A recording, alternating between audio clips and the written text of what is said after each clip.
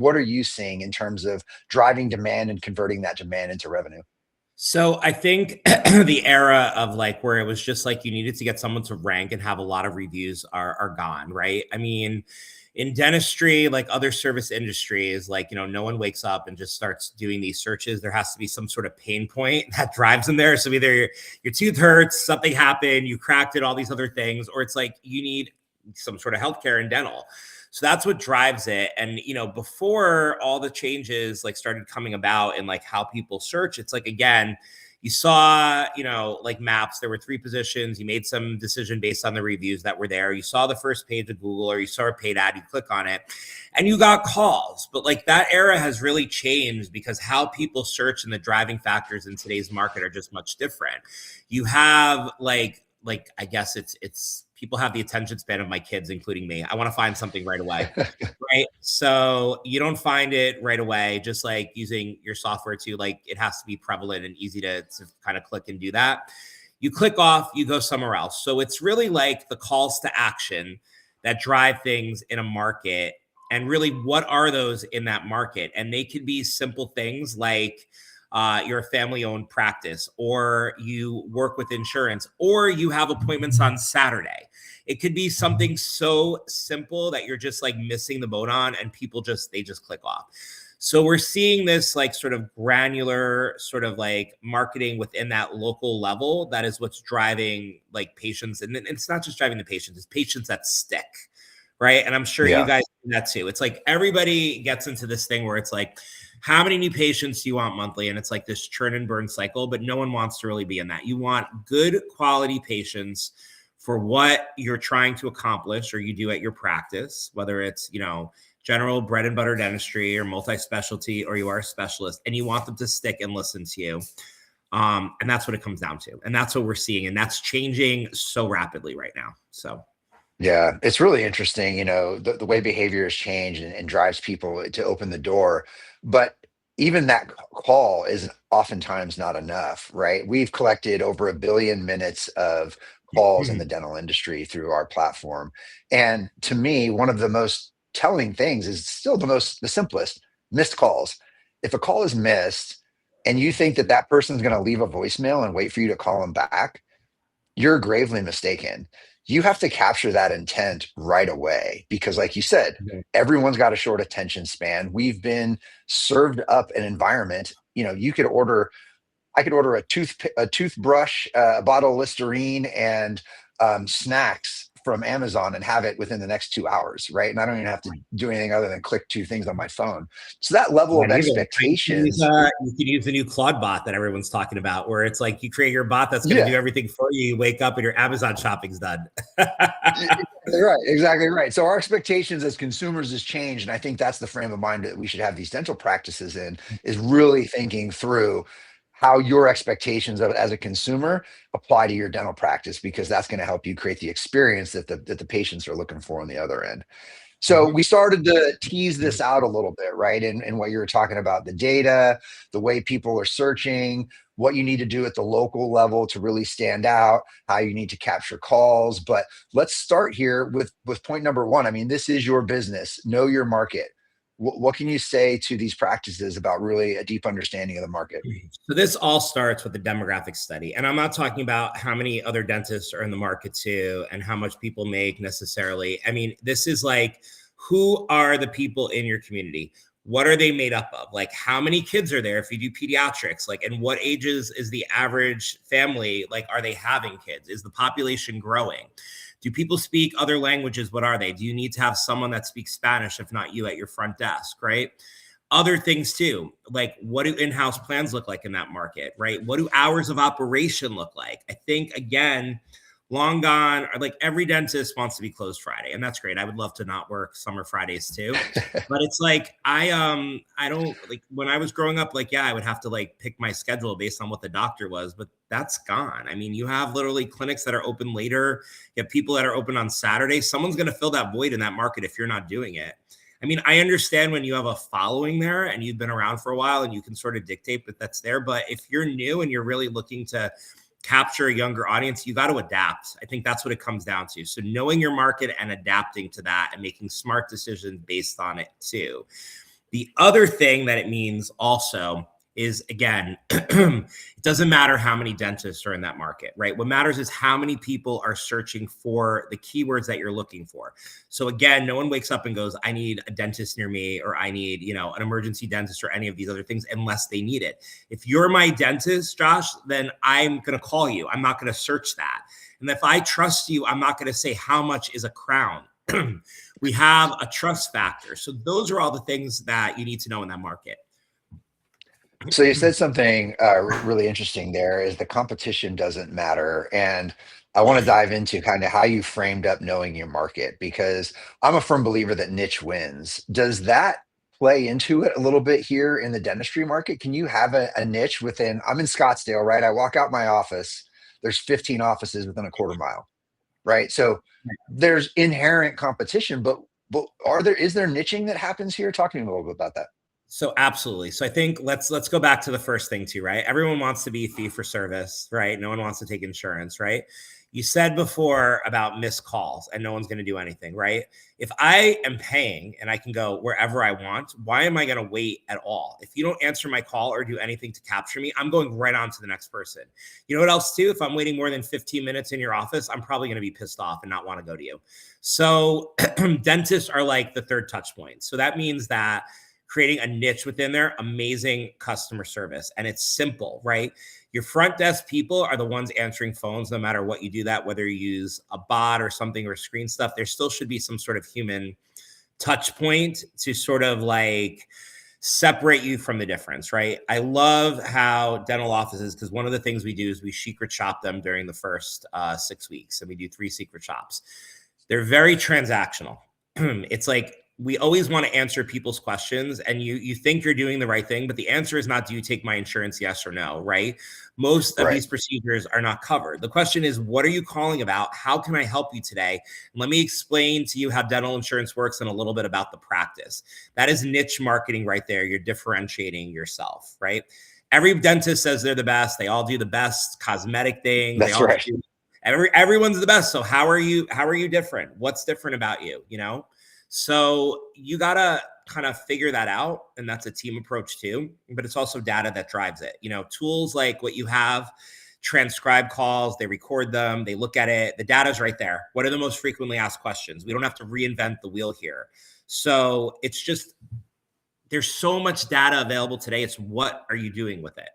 Right? And how are you making smart decisions based on it? Not just like, oh, I do this, because that's just going through the motions.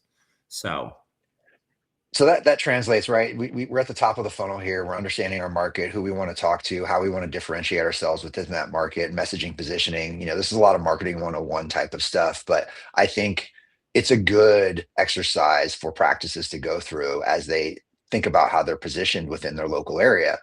But then you get into like, okay, drive high intent demand.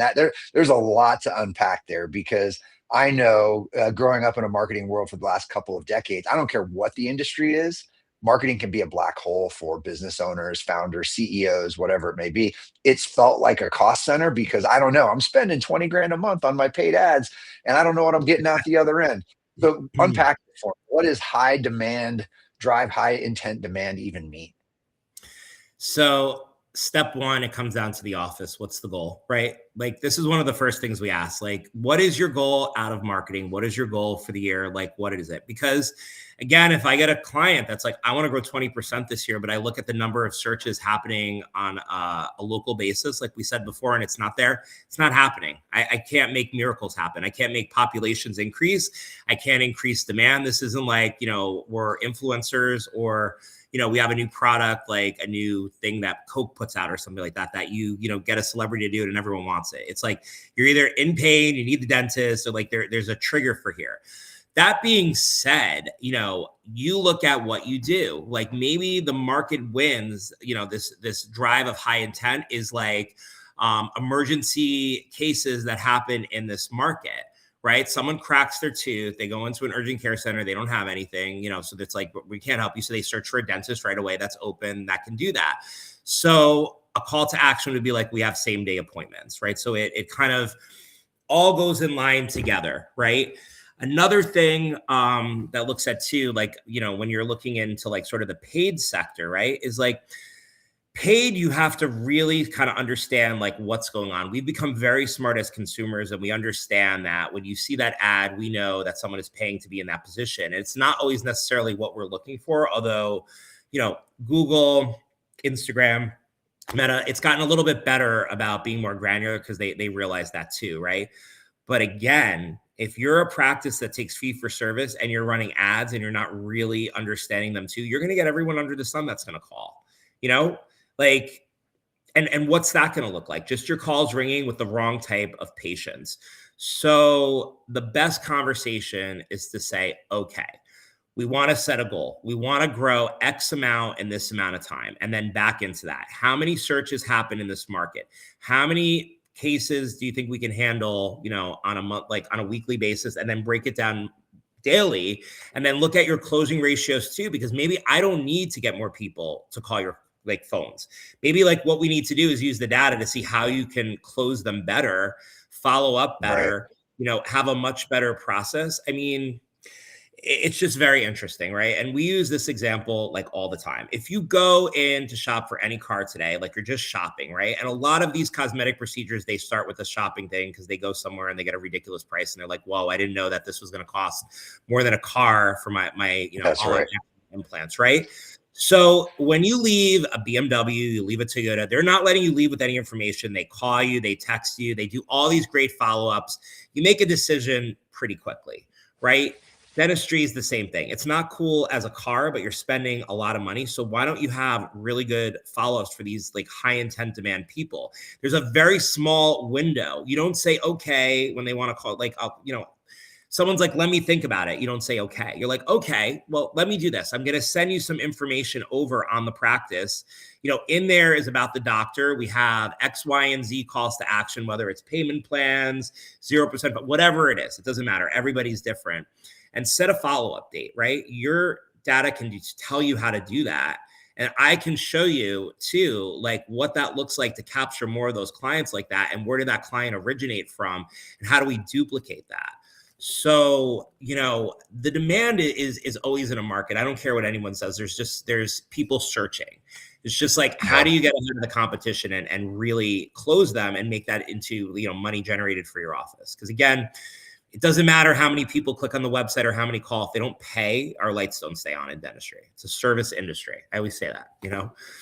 Yeah, for sure. And I think it's something worth talking about because it touches on points 3, 4, and 5 here. Mhm. Tracking, you talked a little bit about community, but drop off points.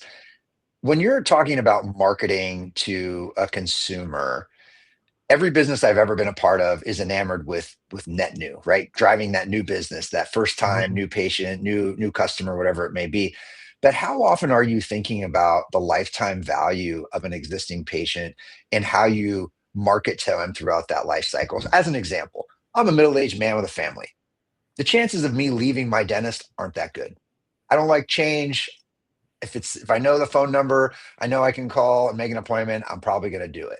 However, my 20-year-old self probably doesn't give a rip about loyalty or anything like that. I'm going to call who's ever I'm thinking about, right? So, do you think about data in that way, right? Because this is where I think about tracking, measurement, lifetime value, drop off points where you might lose somebody. How do you think about those types of things? So that is also part of it because, when we say marketing, it's so broad. And when you say digital marketing, it's the That's right. same thing. It's so broad, right? So when we talk marketing, you have like, in office marketing too, right? You should be looking at that. I think it ties to one thing that I learned when I got into dentistry too, which like you talk to a dentist, you're like, okay, how many active patients do you have? You get a different answer for everything. My background's in self-storage. It's totally different. When you're like, how occupied are you? You know exactly what percentage it is, You know right? the number. Yeah, Like either are paying for a space or you're not there. In that's right. dentistry, you get all these answers, whether they've been back like 12 months or 18 months or 2 years. Let me tell you, people have no attention span. Your active patients are like what you're pretty much making in a year to me. That's a good definition. If they haven't Yeah. come in a year, I don't know what you think you're going to do to trigger them to come back in unless they like totally, break every tooth in their mouth. And that's like, I always laugh at the Instagram thing with like, I broke it on a piece of bread. Everyone has the same answer. But like, what are you doing, sort of like on a monthly or quarterly basis to get engagement there? a lot of times, like we see that they don't even realize like that the GP they go to can do Invisalign, they can do implants, they can do Right. endo, they do all of this stuff. They have no idea because there's no in-office marketing, or there's no sort of like communication or that too. Or it's like they come in, they have a hygiene visit and they're like, oh, I didn't know you do that. I sent my grandmother or I sent my aunt to someone and they just lost like a $20,000, $30,000 case. That's So right. communication is key. Newsletters done correctly, I think, are great. Again, no one really wants to see that much about dentistry, but just enough that you pique their interest, I think, is Newsletters are good. making a comeback, man, in every industry.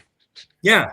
Well, it's engagement. You can click through rates. You can see who they are, what they're doing, if it was forwarded to. But again, it goes back to tracking. Everything you do should be tracked. There should be dynamic tracking numbers on everything. You should be able to track IP addresses. You should know the origination point of everyone there. And then that's where all these like amazing AI tools come in, because I'm not listening to 400 or 500 calls a month. There's just no way. That's But right. like AI can listen and pick up all sorts of patterns and say like, Miss Jones is a current client. She, called about X, Y, and Z. She needs a call back. Track how long it took to get back to her, things like that. There's so much value in like the call recordings and the AI summary. I think too, you look at origination points and like, most offices have a couple people answering phones and they just think everyone has the same experience. It's not true. I mean, if someone is saying their name and you see who's answering the call, you can track through the data and see like what their closing ratios and how much they're generating and kind of see what the difference is between two different people. And like, it could be really substantial value and revenue. And that's part of your in-office marketing too, because you need more training for that other person that's not closing as high or doesn't give the same sort of client experience that you need in that sort of niche marketing there too, so. Yeah, it's one of the things that, really, when I think about takeaways from the conversation as we're rolling up on about 7 minutes here, the data is non-negotiable, right? And that data comes from a variety of different angles. And you've touched on a bunch of them here as we've talked, anything from understanding your market to generating high intent demand, capturing those conversions and those conversations that are happening with your people at the front office and the back office, and creating a mechanism for throughput is essentially what it turns out. And I will tell you, I was thinking about this when you were talking about the cost of a vehicle in people's mouths. I often joke that I have an Acura MDX in my mouth. And, there were things identified from an injury I had when I was 13 years old, right? And Mhm, the dentist I wound up going to in my 20s was because this is the dentist my wife went to. So that's who I went to, right? And mhm. he started building a plan early. I couldn't afford any of that stuff. So I was just like, no, no, no, no, no. But I will say, as nascent as it was, every time I was in the office, they talked to me about it. They showed me pictures, they sent me emails, right? It wasn't super sophisticated, but it was always on my radar, right? But as I matured and got to a point where I could afford to put a car in my mouth, you know what? I heard ads for all on fours, for all in ones, for this all the time. Mhm. And, they were in my head because I knew I had this stuff going on. But at the end of the day, I went with the person I trust who continually talked to me about this thing, even if they knew I wasn't ready to do it, couldn't afford to do it, whatever that thing was. So I think there's some common sense that comes into all of this. And data really is an unlock for how to leverage that common sense. And then that the story there is point number two: meet the patients where they are, right? Like everyone's life cycle circumstance is different, the mode of communication they want to do. And that's where, you talked about call tracking, data, call recordings, call summaries. Those things are all important. But how do you engage with those people? If someone can't pick up the phone, do you have a fail safe? Do you have the ability to catch them on the web when they do those high intent searches, whatever it may be? I think there's a lot of things there that can really be enabled by technology, and having, if nothing else, a very consistent approach. And I will say that's the kudos I would give to my dentist over the last 25 years. He's consistent, if nothing else, right? Like it's the That's same awesome. approach every single time. Yeah, relationships always win. I mean, people always lead by price, but at the end of the day, there's other factors that go into why you make a buying decision. We see this all the time, you know? And again, you can't come right out of dental school and want to open an implant center doing all on X's for all this with like no reviews to back you. I mean, Right. that's the other thing that people look at too. It's like, even as an agency, we don't take dentists less than 4.3 stars because, like, I can't make miracles happen. I can get you visible. I That's can right. get, you in front of all these searches and what is, whether it's like paid or organic or, maps. But from there, they're literally looking at your reviews. And now the new AI software, whether it's Claude or Gemini or ChatGPT, it's literally aggregating what people are saying about you. So there's like no escaping it. And it's not necessarily quantity anymore, but it's like quality and like the consistency that they're coming in and getting engagement. So, tech is definitely winning. It's like you seeing it everywhere in every sort of sector, right? But in dentistry too, it's like, we get into these things all the time too. Like scheduling